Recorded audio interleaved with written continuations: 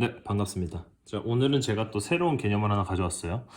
구피 응력이라고 하고 영어로는 밴딩 스트레스라고 하는 건데, 제가 영상을 준비하다 보니까 어떤 생각이 들었냐면은, 제가 그 재료역학 재생 목록에 가시면은 제1강이 있습니다. 그러니까 재료역학 시작하고 제일 먼저 했던 그 제1강이 있는데, 그 파트 1 강의를 먼저 좀 선시청을 해주신 다음에 이해를 좀 하시고 이번 강의를 좀 시청해 주시면은 이번 우리가 구피 목록이라는 개념에 대해서 배울 때 좀 더 이해가 좀 쉬울 거라는 생각이 듭니다. 왜냐면은 이따 보시면 알겠지만 상당한 부분들이 그 1편에서 나왔던 것들이랑 겹치는 부분이 많거든요. 그래서 이번 영상을 보시기 전에 1편 먼저 한번 좀 보시고 오신다면은 확실히 큰 도움이 될 거라고 제가 생각이 됩니다.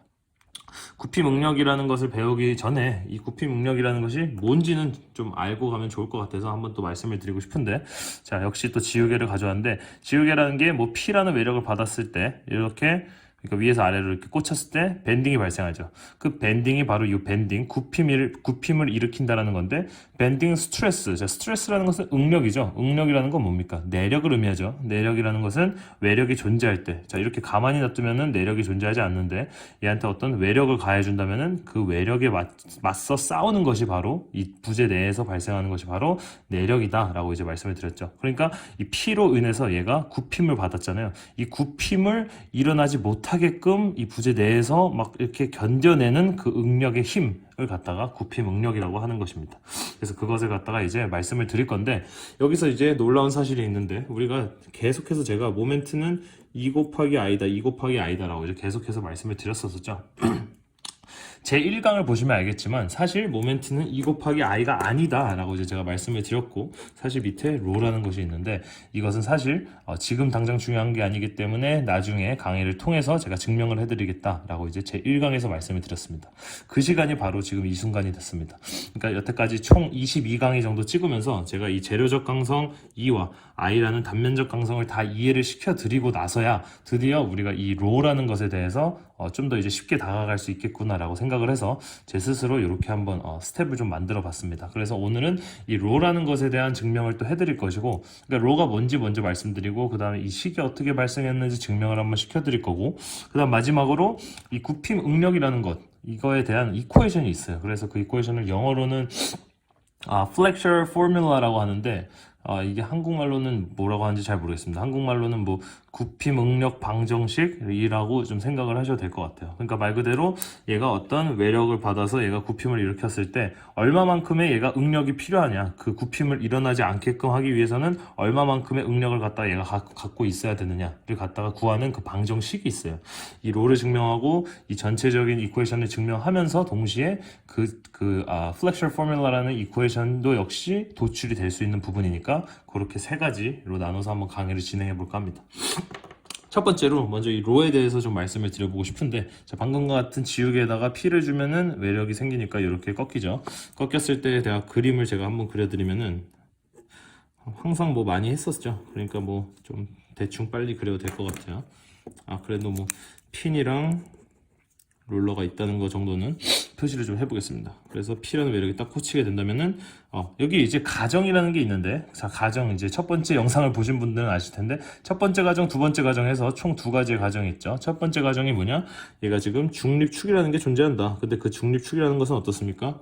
얘가 밴딩을 일어나기 전에 이 도심의 축, 그렇죠? 이 단면이 가지고 있는 도심의 포인트를 뚫고 지나가는 것이 중립축이었는데, 그 중립축은 밴딩이 일어난 후에도 역시 그 도심을 뚫고 가는 도심의 축과 위치가 일치한다라는 게 첫 번째 가정이었죠.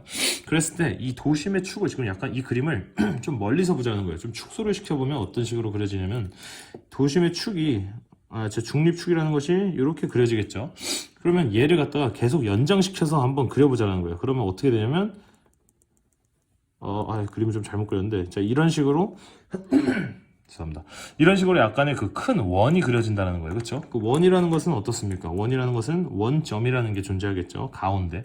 그 가운데서부터 이 중립축에까지 거리가 바로 이 전체 큰 원에 대한 반지름 값이 되겠죠. 그 원에 대한 반지름을 우리 주로 레디어스 해가지고 R을 쓰는데, 여기서는 로라는 것을 씁니다. 그래서 이 로가 바로 이 로다. 그러니까 얘가 얼마만큼 굽었느냐에 따라서 이 로 값이 바뀔 수 있구나라는 것이고, 얘를 갖다가 우리가 영어로는 curvature이라고 해요. 영어로는 한국말로는 곡률이라고 하는 것 같아요. 그래서 이 로라는 게 곡률에 대한 반지름값 해서 곡률 반지름이라고 하고 영어에서는 radius of curvature 이렇게 이제 표현을 하곤 합니다. 그래서 이 로라는 것은 그냥 이 로구나 끝인데 사실 이 로에 대한 어떤 정확하게 우리가 이제 엔지니어로서 숫자를 갖다가 넣어가지고 이 식을 완벽하게 형성을 시켜야 되는데 얘를 갖다가 숫자로 우리가 만들어내기는 조금 힘들어요. 그래서 우리가 배웠던 뭐 엡실론이라든지 그러니까 변형률이라든지 응력이라든지 이런 개념들을 접목을 시켜가지고 정확하게 어떤 숫자로 과연 얘를 치환해낼 수 있는가에 대해서 우리가 한번 배워볼까 합니다. 그러면서 이 식을 갖다가 이제 증명을 해내는 부분이 있는 거예요. 자, 이랬을 때 우리가 옛날에 뭐 했던 것처럼 마찬가지로 이 부분을, 이 부분, 가운데 부분을 한번 확대를 좀 해서 다시 한번 이 밑에다가 좀 그림을 좀 그려보겠습니다. 그러면은 이렇게 두 개가 그려지겠죠. 그리고 지금 중립축이라는 것이 이 지금 단면에 가운데를 뚫고 좀 갈 것이고 여기서 우리가 하나 알 수 있는 게 잘랐을 때. 자, 잘랐을 때라는 거. 자, 두 번째 가정이 이제 시작되는 건데 첫 번째 가정이 중립축의 위치였다면 두 번째 가정은 뭐였습니까? 평면 보존의 법칙이라 해가지고 얘를 갖다가 가만히 있었을 때 자른다는 것은 단면적을 자를 때 중립축과 항상 수직인 방향으로 자른댔죠. 그리고 나서 얘가 밴딩을 일으킨다면은 중립축과 과연 이 자른 단면은 어떤 형상을 갖고 있느냐 해서 보니까 평면이 보존이 된다라고 했죠. 그러니까 그 말은 바로 이 중립축과 자른 후에도 역시 90도를 유지한 상태로 평면 자체가 계속해서 보존이 될 것이다. 평면 보존의 법칙에 대해서 두 번째 가정도 역시 첫 번째 1강에 제가 다 설명을 한 부분이 있습니다. 그래서 단면을 한번 이렇게 보니까 이런 식으로 되고 지금 중립축이 계속해서 이어지면 여기가 지금 중립축이 되겠죠. 여기에 어떤 식으로 힘의 분포도를 우리가 구할 수 있었는데 이렇게 힘의 분포도 모래시계 지금 좀 대칭이 아닌 것 같은데 사실은 대칭이죠. 대칭의 그런 모양의 모래시계 모양을 나타낼 수 있고 이게 바로 이 단면적에 대한 힘의 분포도다. 그래서 이렇게 모멘트가 발생하는 거죠. 맞죠? 그래서 이 포인트 중립축을 기준으로 밑으로 가면 갈수록 더 큰 텐션의 힘을 받고 밑에는 더 늘어나니까 위는 더 큰 그 압축력을 받게 되기 때문에 위에는 쪼그라들고 밑에는 길어진다 라고 제가 이렇게 그림으로 항상 요 지우개를 가지고 항상 설명을 드렸죠. 자, 그랬는데 얘가 어떻게 나왔느냐? 평면과 평면이었기 때문에 그 가운데 지점을 기준으로 같이 떨어져 있는 그 똑같은 크기만큼 떨어져 있는 구간의 그 평면 두 개를 갖다가 평행 이동시켜서 딱 겹쳐보니까 이런 힘의 분포도를 우리가 만들어낼 수 있었잖아요. 그것에 대해서 다시 한번 그림으로 좀 표현을 해드리면 여기가 가운데 지점이라 해보고 가운데 P가 딱 한번 떨어졌으니까 이렇게 지금 이런 형상이 나타났다고 한번 생각을 해볼게요. 자, 그렇다면 아까 제가 그렸던 이 원에 대한 원점. 자, 그때 당시에는 제가 이 로라는 것에 대해 설명을 하지 않았기 때문에 그림을 안 그렸는데 이번에는 한번 그려보면은 예를 들어서 우리 그냥 여기 있다고 해볼게요. 그러니까 이렇게 뭐 가깝지는 않겠지만 이 원의 오점이 이렇게 가깝지는 않겠지만 한눈에 좀 보기 위해서 우리가 오점이 그러니까 여기 있다고 생각해보고 여기서부터 한번 끊을 건데 끊을 때 어떻게 끊는다? 항상 이 중립축과 90도를 유지하게 끊어야 된다고 했죠. 그러니까 대충 요정 좀 그림은 이상한데 자 여기가 90도라고 생각해 볼게요. 그리고 역시 이 P가 가운데 지점이니까 이 가운데를 기준으로 똑같이 요만큼 또 끊어지는 거죠. 그럼 얘도 90도라고 한번 생각해 봅시다. 그럼 이 평면과 이 평면에 대해서 얼마만큼 힘의 차이가 있는가, 얼마만큼 변형량의 차이가 있는가를 보려면은 그대로 평행 이동시키면 된다라고 이제 말씀을 드렸었죠. 그래서 요 선을 갖다가 여기다가 딱 그리니까 이런 모래시계 모양의 힘의 분포도를 얻을 수 있었던 거죠. 자, 그랬을 때 이렇게 그렸을 때 이 각도 있죠. 자, 먼저 이 각도를 하기 전에 우리가 지금 알 수 있는 게 뭐냐? 이 원점에서부터 이 중립축까지의 떨어져 있는 반지름의 길이를 우리가 이제 로라고 배웠죠. 그러니까 중립축까지 떨어져 있는 길이는 여기죠. 여 끝이 아니고 여기 값이 바로 이 로라는 것이 되겠죠. 자, 그리고 지금 요 가운데 사이각을 갖다가 우리가 뭐 임의의 각은 항상 세타라고 하는데 세타 중에서도 아주 미소의 세타다 해가지고 우리가 D 세타라고 슬쩍 한번 이렇게 써볼게요. D가 앞에 항상 들어가면은 이제 뭐 DY다, DA다. 항상 미소의 면적, 미소의 폭 이런 거 할 때 이제 저희가 많이 다뤘었죠. 그러니까 결국에 얘도 미소의 그 어떤 각도를 가지고 살짝 이렇게 비틀린 상태에서 잘라보니까 이런 식으로 이제 발생한다는 사실을 알 수 있죠. 자, 여기서 우리가 이제 배웠던 엡실론이라는 개념이 있어요. 엡실론이라는 것은 원래 가지고 있던 길이 그리고 델타 길이, 그 길이의 변화량을 갖다가 그 원래 가지고 있던 길이로 나눠주면 거기에 해당하는 우리가 변형률을 나타낼 수 있었죠. 저번에 제1강에서는 우리가 힘의 분포도만을 갖다가 파악하고 싶었기 때문에 힘의 분포도로서 우리가 이 그림에 대한 설명을 더 이상 하지 않았는데, 이번 시간에는 우리가 변형률도 배웠고 응력도 배웠고 그렇기 때문에 한번 이 변형률을 가지고 이 그림에다가 접목을 좀 시켜보고 싶어요. 자, 변형률을 갖다가 쓰기 위해서는 어디가 변했는지를 갖다가 우리가 먼저 파악을 해야 되는 것이, 그러니까 알고 싶어하는 부분이 있어야겠죠, 그렇죠? 그것을 갖다가 한번 그림을 한번 그려본다면은 예를 들어서 파란색으로 해볼까? 이 포인트에서 한 요만큼 이미의 y만큼 떨어져 있는, 중립축에서 한 y만큼 떨어져 있는 파란색으로 할까요? 요 길이, 그렇죠? 요 길이가 과연 얼마만큼 변화했는가를 갖다가 우리가 변형률 식에다가 한번 대입을 해볼까 합니다. 얼마만큼 변했는가를 우리가 알기 위해서는 어떻게 합니까? 얘를 갖다가 평행이동 시킨다 했죠. 그렇다면 이 초록색 얘를 갖다가 이렇게 평행이동 시켜 본다면은 점선으로 그려보면은 네, 대충 이런 식으로 그려진다는 거죠. 그러니까 얘가 이렇게 평행이동 딱 됐으니까 얘도 평면이고 얘도 평면이니까 얼마만큼, 그래서 요만큼의 압축력이 생겼고 요만큼의 텐션의 힘이 생겼으니까 여기가 이제 어떻게 이제 어떤 이제 변화가 일어났다는 사실을 알 수 있죠. 자, 근데 여기서 중요한 게 뭡니까? 지금 중립축은 어떻습니까? 중립축이라는 것은 요 단면적에서 힘의 분포도를 보시면 알겠지만 밑에는 텐션의 힘, 위에는 컴프레션의 힘이지만 중립축에는 그 어떤 힘도 존재하지 않아요. 그 어떤 힘도 존재하지 않다는 것은 변형량 자체가 존재하지 않다는 거죠. 그러니까 가만히 있었을 때의 길이와 꺾어진 길이도, 꺾어진 나서도 결국에는 얘는 본래의 길이를 유지할 수 있다는 거죠. 그러니까 본래의 길이니까 얘를 L이라고 두고 우리가 어쨌든 X축에, 그러니까 위에가 Y고 오른쪽이 X니까 X축에 의한 변형률을 이따가 말씀을 드릴 거니까 LX, X축에 의한 그런 길이다. 그렇죠. 그렇게 해서 LX라고 둔다면은 지금 얘가 평행 이동을 시켰으니까 요 선과 요 선의 길이가 같다는 거예요. 그렇죠. 그러니까 요 선분의 길이도 역시 LX가 될 것이고, 그렇다면 요 선분이 이제 변화량 델타 LX가 된다는 거죠. 근데 지금 어떻습니까? 플러스 값이 나왔다는 것은 텐션의 힘을 받았기 때문에, 얘가 밑에 쪽은, 이 중립축을 기준으로 밑에 쪽은 텐션의 힘을 받았기 때문에 더 길이가 늘어났다. 그래서 이 델타 LX라는 것이 존재한다라는 사실을 알 수 있죠. 그럼 여기다 슬쩍 엡실론 X 그리고 델타 LX 이렇게 우리가 표현을 할 수 있겠죠. 근데 요거를 갖다가 이제 우리가 로 값을 이용을 해가지고 한번 구할 수가 있는데, 하기 전에 잠깐 또 보면은 역시 얘가 평행 이동을 했기 때문에 이 사이각도 역시 우리가 아까 D세타라고 했던 거와 마찬가지로 여기도 D세타가 될 것이겠죠. 그렇죠? 자, 그랬을 때 우리가 우리가 FE 시빌 엔지니어링 시험 볼 때 가장 먼저 나오는 파트 1이 뭐였냐면은 이제 말씀을 드리면은 가장 먼저 나오는 파트가 수학 파트인데, 수학 파트에서 이런 부채꼴 형상이 주어져 있는 상태에서 레디어스가 주어져 있고 그에 해당하는 사이각 세타가 주어져 있다면은 여기 뭐 호의 길이 D를 구해라 이런 것들이 이제 문제에 나오는데, 어떻게 구하냐면은 R 곱하기 세타 하면 됩니다. 근데 물론 아시겠지만 R이 만약에 3m고 세타가 20도라 하면은 뭐 60m 세타 이런 단위는 존재하지 않죠. 그렇기 때문에 이 세타 값은 항상 라디안 값을 써야 된다. 자, 라디안은 제가 또 동력학에서 한번 다뤘던 적이 있죠. 자, 어쨌든 이 호의 길이라는 것은 이 반지름의 값과 그 사이 각도를 갖다 곱해줌으로써 우리가 나타낼 수 있다라는 거예요. 자, 그 말은 뭐냐면 다시 한번 써준다면은 이 LX라는 것을 지금 다시 한번 보니까 이렇게 부채꼴이 형성하고 있다는 거예요. 그렇죠? 그럼 여기에 해당하는 반지름 길이가 로고, LX를 하고 있으니까 로고, 거기에 해당하는 사이각도가 D세타라는 거죠. 됐죠? 델타 X라는 건 뭡니까? 델타 X는 요 부채꼴을 형성하고 있죠. 이 부채꼴에 해당하는 반지름 값은 y가 되겠고, 거기에 해당하는 그 사이각 역시 d세타가 된다는 거죠. 결국에 이 d세타와 d세타가 약분이 된다는 거니까 얘를 굳이 뭐 라디안으로 바꿔서 숫자를 안 써도 얘와 얘는 약분이 되네요. 그러니까 y over rho다. 그래서 다시 한번 써준다면은 그냥 여기다 써줄게요. 엡실론 x라는 것은, 그렇죠? 그러니까 x축에 대한 변형률이라는 것은 y over rho다. 얘가 의미하는 게 지금 뭔지를 조금 아실 필요가 있어요. 자, 엡실론 x라는 것은 이 중립축을 기준으로 우리가 아까 변형률을 보기 위해서 어디 포인트에 대한 변형률을 보아야 될 것인가 하고 우리가 y를 줬잖아요.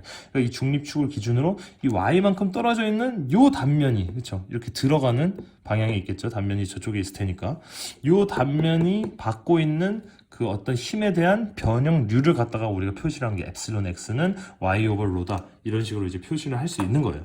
자, 그렇다면은 우리가 훅스로에서 무엇을 배웠습니까? 종이를 하나 가져오면 훅슬러 잠시만요. 훅슬러에서 우리가 배웠던 것은 뭐였냐면은 시그마라는 것은 2 곱하기 2라는 재료적 강성에다가 엡실론이었죠. 근데 이번에 우리가 이 엡실론 x라는 것을 여기다 좀 써놓을게요. 엡실론 x가 y 오버 로였죠. 그랬을 때 우리가 x축에 대해서 얘만큼 변형을 했을 때 그러면 그 x축 그러니까 y만큼 떨어져 있는 이 단면적이 가지고 있는 그 응력의 값은 어떻게 되는가를 지금 우리가 한번 보자라는 거예요. 그 y만큼 떨어져 있는 공간 그 단면적이 갖고 있는 그 시그마 응력이라는 것은 시그마 x가 되겠고 2는 뭐 재료적 강성이니까 그대로 써주고 엡실론 x가 되겠죠. 그럼 얘를 다시 표현을 요거를 이렇게 넣어준다면은 2 곱하기 y over rho라는 이런 어떤 식이 하나 발생이 됩니다. 자, 이 식은 갖다가 어떻게 이제 이해를 해야 되냐면 요 옆에서 봤을 때 이 단면을 그러니까 이 멤버를 갖다가 옆에서 본다면은 y축만큼 떨어진 곳에 이런 응력이 발생하겠구나 해서 바로 이런 식이 이제 발생한 건데 우린 사실 단면적을 이렇게도 봐서 한번 실제로 이 단면에서 어떤 일이 일어나고 있는지를 갖다가 한번 파악을 해보자라는 거예요. 자, 그래서 그림을 하나 그려볼 건데 지우개로 하고 있으니까 지우개 이렇게 생겼죠. 그렇죠? 그래서 얘가 항상 제가 하는 B와 H라는 그런 디멘션을 가지고 있을 테고 중립축은 여기겠죠. 중립축은 뭐 뉴트럴엑시스 이렇게 써주고요. 자, 그랬을 때 위에서 아래로 P라는 외력이 그것도 뭐 그려볼까요? 꽂히니까 자 꽂혔을 때 어떻게 했습니까? 우리가 단면 2차 모멘트에서 많이 했죠. 요 축을 기준으로 이렇게 위에는 들어가는 컴프레션의 힘을 받고 밑에는 튀어나오는 동그라미 그런 텐션의 힘을 받을 것이란 말이죠. 그렇다면 아까 제가 뭐라 했습니까? 여기서 y만큼 떨어진 공간에 y만큼 떨어져 있는 그곳에 그 단면들이 그림이 조금 애매한데 요 단면들이 받아내고 있는 그 응력의 값이 바로 이 시그마 x라는 거죠. 얘를 갖다가 아주 미소의 단면일 거 아니에요, 얘도. 그러니까 우리가 또 DA라고 이렇게 한번 표시를 해보자는 거예요. 자, 앞에 역시 D, 스몰 d가 붙으면은 미소의 값이다. 이 전체적인 단면이 아니고 미소의 값이다라는 겁니다. 그렇다면 이 시그마 x라는 것을 우리가 이 미소의 단면에 대해서 역시 자, 시그마라는 것은 P over A죠. 근데 우리가 지금 궁금한 것은 이 P라는 것은 전체 그 외력이고 A라는 것은 전체 단면이잖아요. 그래서 이 시그마라는 것은 전체 힘을 전체 받아내고 있는 그 단면적으로 나누니까 거기에 해당하는 단면 단면에 대한 그 힘이 나오는 거죠. 단위 면적당의 힘이 나오는 거죠. 그게 바로 시그마 값이었는데 우리가 지금 궁금한 것은 요 단면에만 걸리는 그 시그마 값을 궁금한 거죠. 그게 바로 이 엡실론 x였잖아요. 그렇다면은 지금 이 축에서 이렇게 해가지고 모멘트가 돌아가니까 위에는 x, 밑에는 동그라미였는데 여기 지금 요 단면적, 요 미소 면적에 요렇게 동그라미로 튀어나오는 힘, 조그마한 힘이 하나 있겠죠. 그 힘은 지금 어떻습니까? 전체 힘이 아니고 그 힘 역시 우리가 미소의 힘이다 해서 DP 이렇게 할 수 있을까요? 없을까요? 할 수 있겠죠.